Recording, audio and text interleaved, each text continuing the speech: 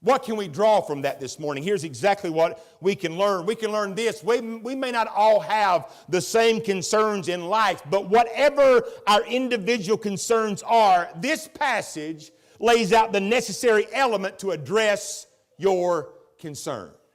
This morning in the building, you may be hearing what's worrying you or troubling you may not be what's troubling me, and what's troubling me may not be what's troubling you, but the three elements that Jesus brings to the disciples in this passage is the remedy and recipe to help a troubled heart regardless of what is troubling you. Let's you and I dive in this morning and find out what Jesus said as he tries to help the troubled heart of his disciples.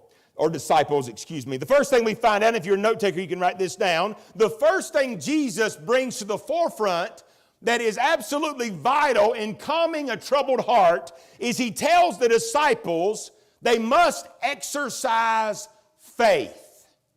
Notice what he said in verse number 1. Let not your heart be troubled.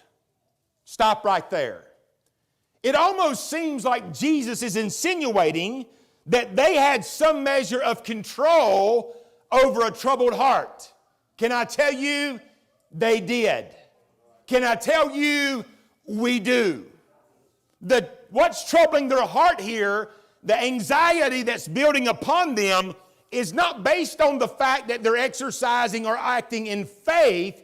It's that they're acting or exercising fear.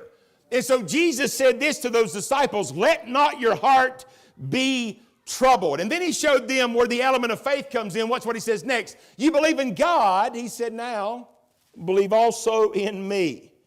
He's reminding them, you have no problem, fellas, whenever you pick up the Old Testament scriptures, believing in the Father. He said, understand, I am equal with the Father. I am God in the flesh. So if you can put your faith in the Father, put your faith, he said, in me.